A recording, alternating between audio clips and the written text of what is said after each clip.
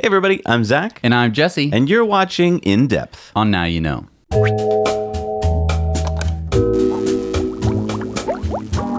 So this episode is sponsored by Dashlane. And personally, I get very tired of forgetting passwords, so I've been using Dashlane now for about a month to keep all of my passwords in one secure place. Did you know this, Jesse? That Dashlane has helped 10 million users across 150 countries with $15 billion spent on e-commerce. Wow. No, I did not know that. 3 billion forms filled out, 6.5 million websites, 77 million checkout transactions. It's a cool program. You should really check it out. Interesting. And if you use our link down in the description below to Dashlane, you'll get a 10% off Dashlane's premium service for 1 year. All right, so you recently went on a road trip in your new Model 3. Yep.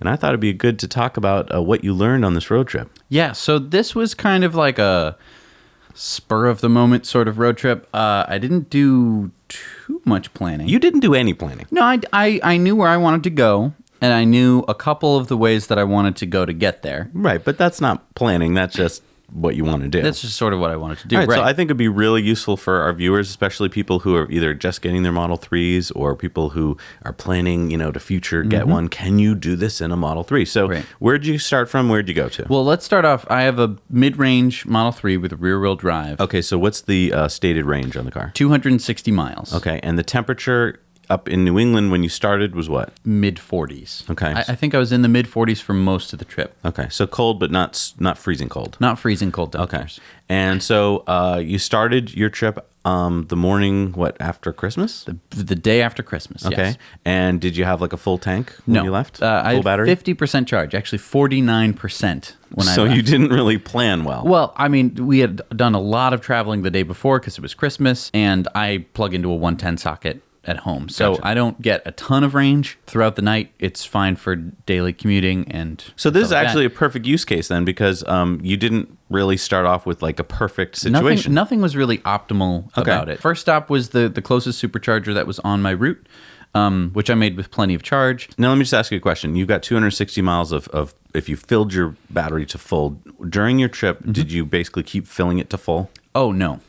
I was hardly ever over 200 miles of range in the tank. So the interesting thing about supercharging, and I think that it's something that if you haven't done a long trip with multiple supercharging stops consecutively, is that you don't quite get supercharging yet.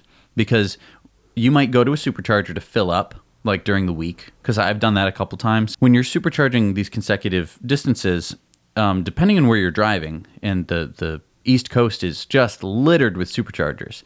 Each supercharger is very rarely more than 60 miles from another supercharger. And what you can do is sort of take advantage of how the battery charges. And the way your battery charges is you get a lot of juice when you're at like 10 to 20% charge. Okay.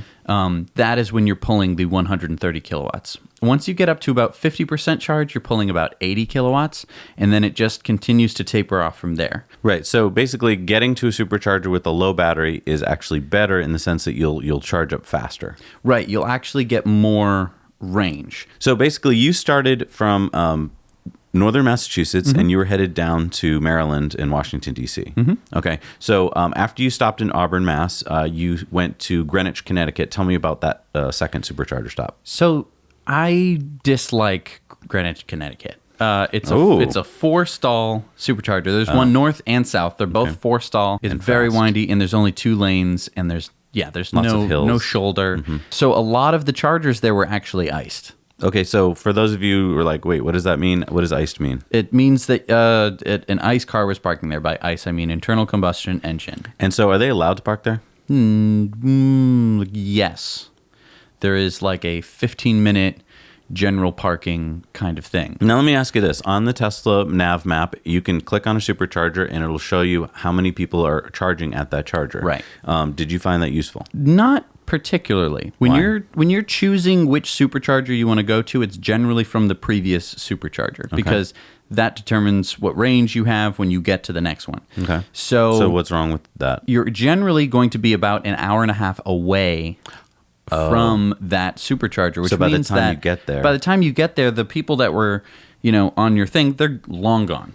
So it's only useful about 10 or 20 minutes away from a supercharger. Right, which can be convenient. I think that it's more convenient for maybe an urban supercharger or something like that, where there are a few, like in New York City itself, there are like 3 urban superchargers. Now, another thing that kind of caught me by surprise is that you did no planning. Why didn't you just plan ahead? It's kind of tricky to plan ahead. Why? There are a lot of really good apps that you can use, like a better route planner. I was having trouble believing it. When I went to go supercharge the few times that I had, they'd been on days where it was very cold, and I would arrive with a battery that was generally around 50% full. So when I arrived and I plugged in, I think the maximum that I had been getting was 60 kilowatts. And part of me was worried because I had never gotten like a full, deep, fast charge, and I was worried that I was going to be like limited to 60 kilowatts because I'd never charged a mid-range model. This is the cheapest Model 3. I was thinking like... You were thinking maybe they limited your supercharger. Right, like I don't know because I hadn't... Well, let's just get to that right away. Mm-hmm. Did you find out if you are limited at all? No, I'm not limited in the slightest. Okay, so that just was an anomaly. You got there on cold days and you already had more than half a battery. Right. What was your max pull on I was trip? able to pull 120 kilowatts. Okay, which so the same as any Tesla. Model X. Yeah. Okay. That's great to know. So right. for all of you out there wondering, even the lowest price Model 3 right now still pulls a supercharger. Right. And now you might be worried like, oh no, it gets cold where I live. I won't be able to supercharge fast. Once you warm up the battery, which you can do by either driving or supercharging just in itself warms up the battery, then your next supercharging will be faster. You mentioned to me that your browser wouldn't open in your Model 3 yet. So it'll pull up and there'll be a little bar where you can, put the URL of stuff. But yeah, I can't get anything to actually show on the screen. I believe that's because you have to be at this point near Wi-Fi. Okay. And so if you're at a supercharger that has Wi-Fi, you'll have to get on their Wi-Fi in your car, and then you should be able to pull it up. We don't know yet if that's going to change in the future. I think what it is that Tesla doesn't want to use a lot of their data plan for your web browsing. Right. Did you get to any superchargers that were stressful? Yes. So the Cranberry, New Jersey supercharger is on the New Jersey Turnpike, which is a toll road. So getting onto that was stressful. Then I'm driving, and there's 2 highways next to each other going the same direction. And called the same thing. They're both called the New Jersey Turnpike. So I'm thinking, I'm in the inner one, and I'm thinking there's no way I'm going to be able to get to this service station. Turns out that was fine. It does cross over to the service center. However, once I got there, there's kind of a split, and I was on the right, and there was a ton of traffic. So I was stuck on the right, forced to go into the truck and bus lane. So I figured, okay, that's not a big deal. I've been to rest stops before.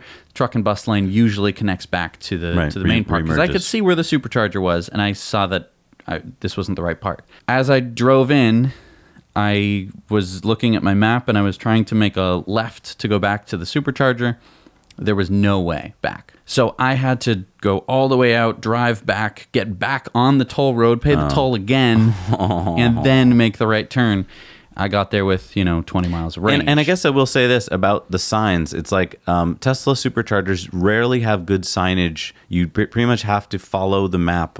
And I just wish that Tesla would throw up a few extra signs for travelers because that would have solved your problem in that case. Yeah, I think a sign saying, this way, you would have followed it. And it's good advertising. All right, so now when you got to Baltimore, you charged at an urban charger. Tell me why that's different than a regular supercharger. It's usually in a parking garage of a mall or an outlet or something like that. In Baltimore, it was in this very nice shopping center. It's limited to 72 kilowatts. And how did that affect you?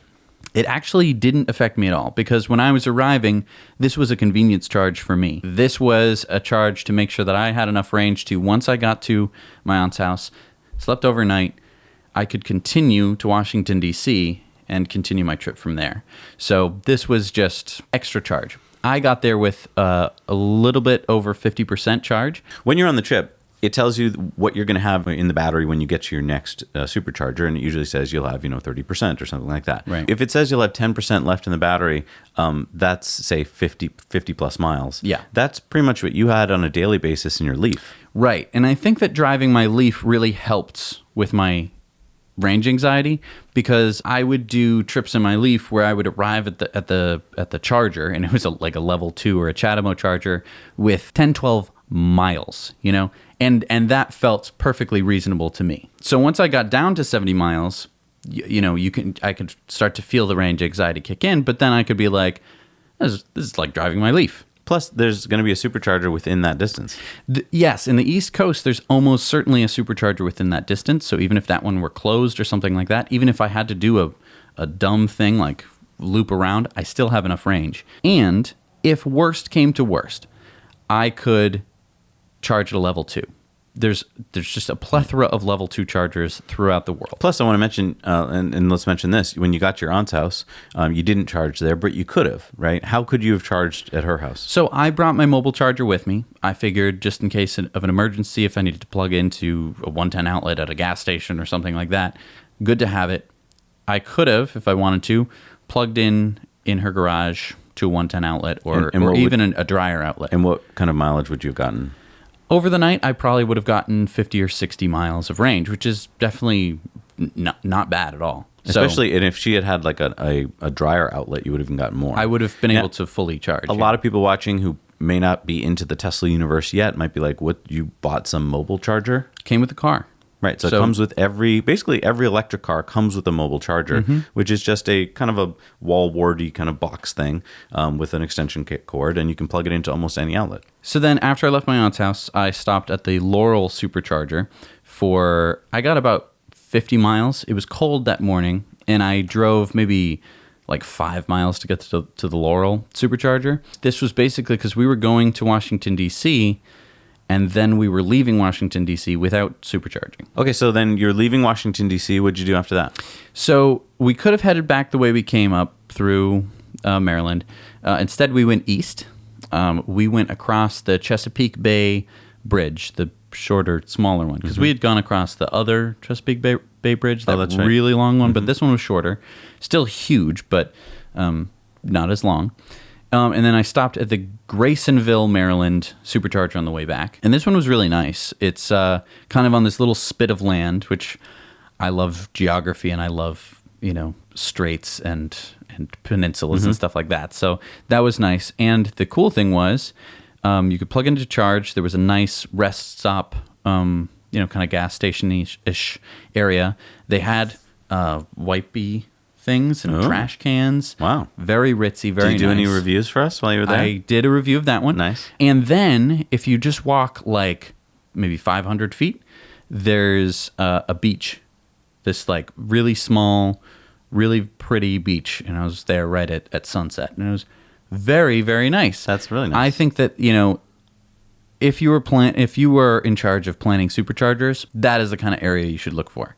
I know that it doesn't happen all the time, but having a little scenic thing is so nice when you're supercharging, because then you just want to stay that extra, 10 minutes. Right. So then you went to Atlantic City and stayed there for the night? Yes. And did you stay at a hotel with a destination charger? No, I didn't need to. There's a supercharger right outside of Atlantic City. Okay. So I charged up there. I had plenty of range to basically go to Atlantic City and then drive up the New Jersey coast to Tinton Falls. This is sort of where I wish the navigation system of the Tesla were a little bit stronger. I wish that I could add a waypoint to be like, I want to go from here to Atlantic City and then up to the next one. So then you went to the Tinton Falls Supercharger in northern New Jersey, and this is your last supercharger before entering New York City. Yep. And so what'd you do at that supercharger? So in order to make sure that I'd have enough to go to New York City and then continue out of New York City without having to supercharge at any of the superchargers within New York City,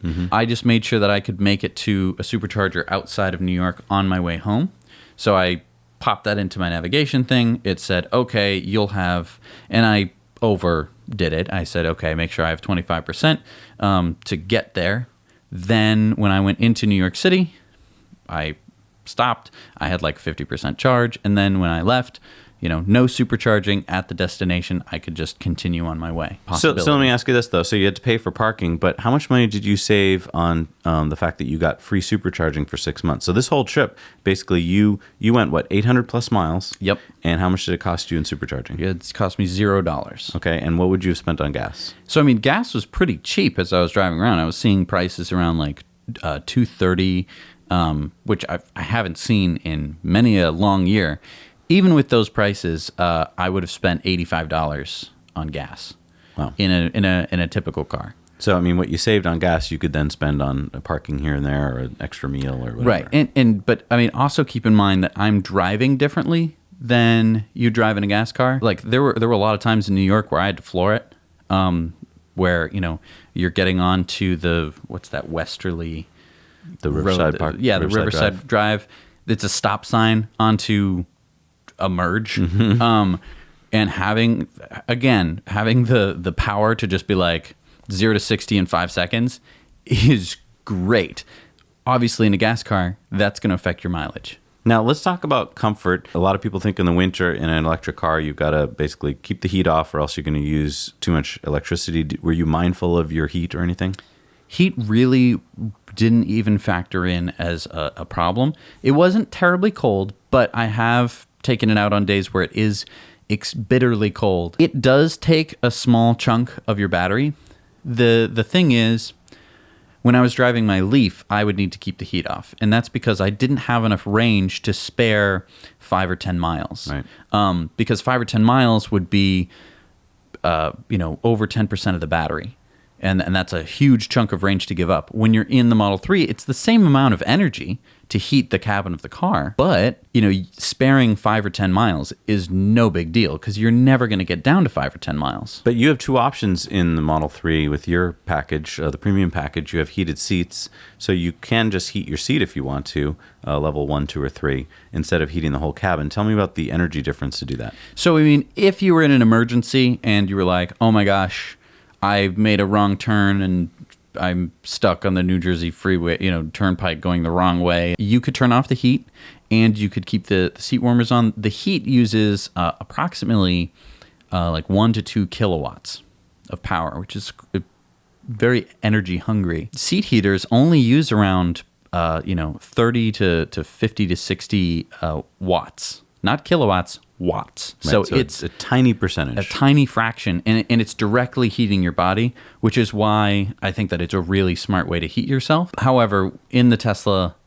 if you do good planning of your routes, which you didn't. I didn't do terribly good. I didn't plan ahead of time, but I did do planning at Superchargers. Right, for charge. For charge, tried to make it as accurate as I could, and it totally worked. With a wide margin. That's the thing. You have a wide margin of error in the Tesla just because you have such a big battery. Now let's talk about drafting, because I know that that's something you like to do. You like to draft behind trucks, and we get lots of comments of people saying, "Don't do that. It's so dangerous."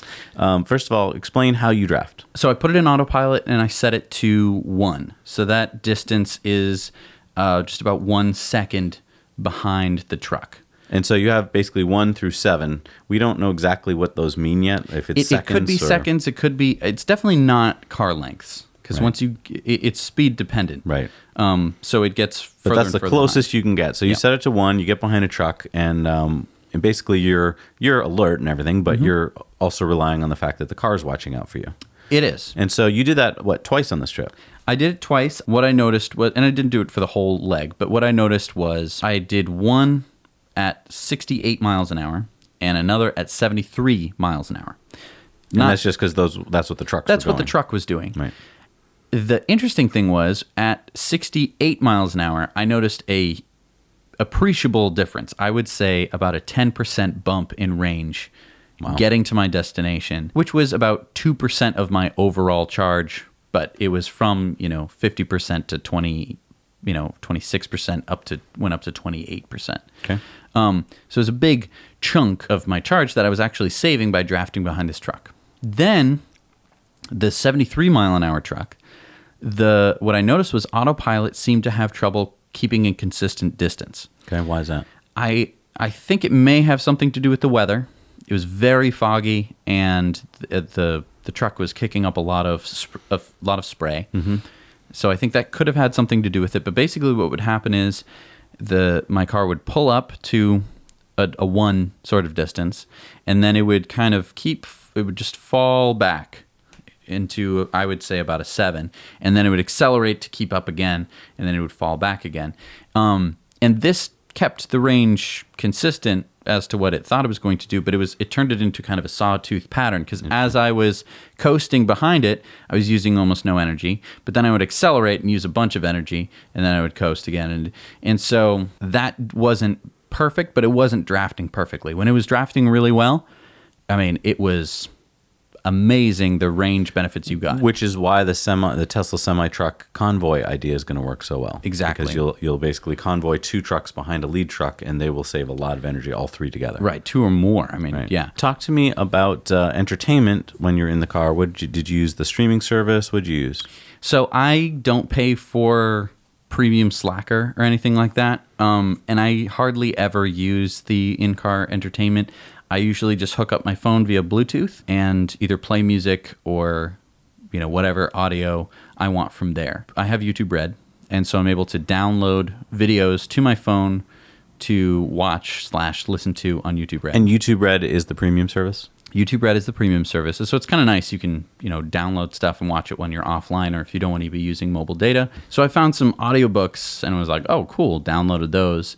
And then I was actually able to listen to them, with my phone off, so I'm not watching anything, even though it's just the cover of the book. Were you turning heads at all in the Model 3 during your road trip? In Washington, D.C., I turned the most heads. I think it's because there were a lot of people who weren't from the United States in Washington, D.C. Oh, and they hadn't seen Model 3 they haven't seen a Model 3 yet. This is probably their first time seeing a Model 3. Now, talk to me about the summon feature, because you still have that for a few more days. Yep. Did you use it all on the trip? I did. There were a couple times where I needed to use it. In New York, almost every parking garage you're ever going to find is going to be very tight and cramped. All right, so I think a question a lot of people want to know about is Autopilot's Drive on Nav feature. Did you use it on the trip? I did use it. The way it works is you navigate to a destination. You say, navigate to Baltimore. Plans your route. There will be certain sections where it will have a little steering wheel next to the turn. That is something where it can navigate on autopilot. So what that will do is it will suggest lane changes based on speed and also navigation. So you can set your speed-based lane changes in your settings. And again, that's from mild to Mad Max. So if you set your speed to 75 miles an hour and the guy in front of you is going 70, if you're in Mad Max, it's going to be like, pass this guy. And then you would confirm to pass the guy. The way that it can take lanes sometimes is not the way that I would take lanes. So sometimes it might slow down a lot if it needs to get into a tight spot. Because it knows when it's safe and when it's not to. I trust it to actually do it, but the way that it's going to do it isn't that comfortable. So it might slow down a lot and then take the lane. I personally like to accelerate into almost every lane change because, first of all, I can, and it's safer. On open roads and stuff like that, I think it's really nice, when you're just sort of happening upon someone who's going much slower than you, and it'll suggest it. You say change, I check my mirrors, I check everything to make sure that I'm driving safely. Mm-hmm. And I think you should too. I don't think that you should just be like, okay, right. Don't do that. Now talk to me about the lane changes so that it'll change lanes to take exits. Yeah. How does that work? It works some of the time. It knows which lane it needs to be in, right? Okay. The problem is if you have a complicated series of things, if you have a highway exit followed by another highway exit, quarter mile down the road, which can often happen at interchanges like cloverleafs, that can be problematic because it knows I need to be in the rightmost lane. And I want to do that a mile ahead of time. It always wants to do it a mile ahead of time. Okay. And so if you just blindly say, yes, if you say we should be over a lane, then we'll be over a lane, and you're not paying attention to what lane you're getting into and you're not following the signs, it could take the wrong exit. It could take the wrong exit. What percentage of the trip were you in autopilot? I would say about 70%. Why not 100%? I think a lot of that had to do with the highways that I was on. The drivers aren't that good. The road is not that good. There's not a lot of space. for if things go wrong. So you can't like wrench the wheel and be like, I'll get us to safety, because there is no safety. Now, let me ask you, there's the new visualization in Autopilot 9 where it shows you many more cars ahead of you, also shows cars behind you and to the sides now. And it shows what kind of cars those are. So tell me, how was that? That was wonderful. Super duper helpful. It shows you who's in your blind spot. It was really helpful, actually, going through the Lincoln Tunnel. They have 4 lanes merging into one lane to go through a tube in the Lincoln Tunnel, which is just hellish. It's nice to be able to see who's behind me, because it can do crazy different orientations behind you. It doesn't just show car. It shows, oh, that's a big truck behind me, and it's trying to jam into my left side. Now, a lot of people who don't drive electric cars say, I wouldn't choose electric cars because you have to spend all this time charging. And if I did a road trip, I don't want to spend all that time charging. So tell me about your road trip. You charged a Supercharger about a dozen times over the course of 3 days. How long did you spend on average at a Supercharger? 20 to 30 minutes. If you go to a Supercharger in your car and you're at any percentage, basically, and you want it to go to full, it will say about an hour, because that's just how long it takes to fully charge your car. Right. But when you're supercharging between many different stops, you absolutely never need to hit that last bit, which takes about 40 minutes, to get that extra 50 miles. So when you first pulled in and you had a low battery, how many miles per hour were you pulling? 480 miles. So practically 500 miles of range per hour. Wow. Now, when you got to the Superchargers, did you find yourself feeling like, oh God, I'm waiting here forever? Or what did it feel like? Honestly, I felt rushed at the Superchargers. Oh, you felt like to get back on the road? I felt like my car would be like, okay, you're ready to go. And I'm like, I'm still waiting in line at the place for a sandwich. Like, I had all these plans of like, oh, we're going to plan where we're going to stay tonight. We're going to figure it all out. We're going to go connect to Wi-Fi and we're going to do some work. And it's like, no.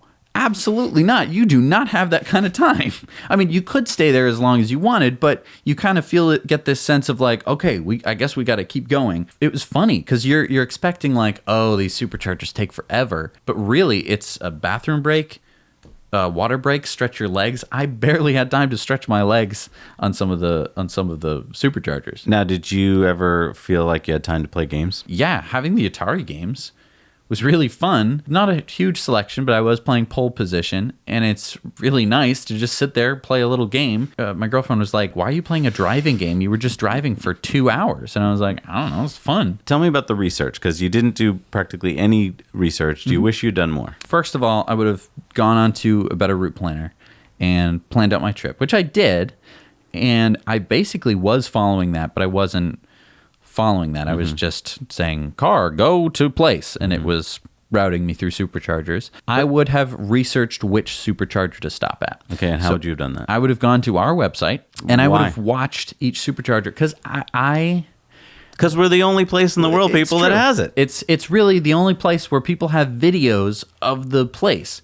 You get such a great sense of what that Supercharger is like by watching the videos. Let me ask you this. You had a Nissan Leaf. You still do. Would you have ever attempted this in the Nissan Leaf? Oh, hell no.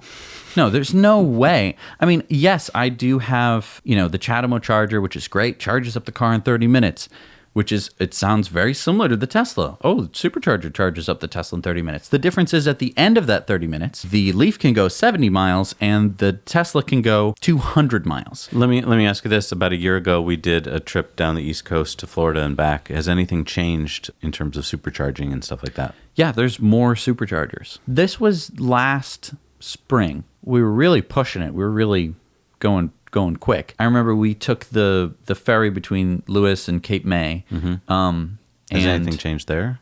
Yeah, there's actually... so when we had taken that route, we had a lot of Vampire Drain. But now, there's a Supercharger right after you go off of the boat. That's awesome. There's one right in Lewis. Wow. Because last time we had to do a level 2 charger there. Right. It's really shown me a difference between kind of a bare bones Supercharger network, which is great. It can get you across a continent, which we did, about 3 years ago now, Right. driving across country in the Model X. Yeah, if you haven't watched that, we have all of those. We've got the going down to Florida and going to San Francisco and back. All of those As a road vlogged. trip. So, I mean, if you're interested in road tripping in a Tesla and you kind of want to get a sense of what it's like, this is a good idea if you need, to convince your significant other that you will make it. Speaking of significant other, and our last little point here, did you get to use romance mode in the Model 3? I did get to use romance mode, and there were a bunch of features that I didn't realize were in romance mode. Like what? So first of all, you turn on romance mode. It's a fireplace. That's very nice. If you tap the screen once, it plays a romantic song. Cheesy romantic song. So Nice. that was really nice. And also what it does is as soon as you go into romance mode, it changes the climate control. Now, I had originally thought that it just turned on the heat, which makes sense. It's a fireplace. I can feel heat on my side. On the other side, it's blowing cold air. Why? It's steaming up the windows automatically. So romance mode actually was programmed to steam up windows. Wow. So anyway, I had a great trip, and I drove the entire way, all 800 miles of it, without significant, breaks. I have to say, I felt really good. Well, that's cool. Well, thank you for joining us on this in depth. I hope that was useful if you're planning a road trip and you got questions. And as we mentioned, we've got other road trip videos that are much more in depth where we actually did day by day. So each episode was a whole day. Right. We're basically vlogging our road trip trials and tribulations. Yeah, and I think we'll post them there so you can take a look at those. And if you've got any questions, as always, post them down in the comments below. Yeah, I'll try and answer some of them if you have specific questions. So we are starting a new little segment that'll come out on Wednesdays called Model 3 Tips. And you can get those tips a couple days early if you want to be a Patreon. You'll get them during the Patreon bonus story, but they'll be coming out as their own standalone videos on Wednesdays. So if you've got questions about the Model 3, we've got 2 Model 3s. We can probably answer most of your questions. Post those in the comments down below and we'll try and get to them. Thank you so much, everybody, for watching. Now you know.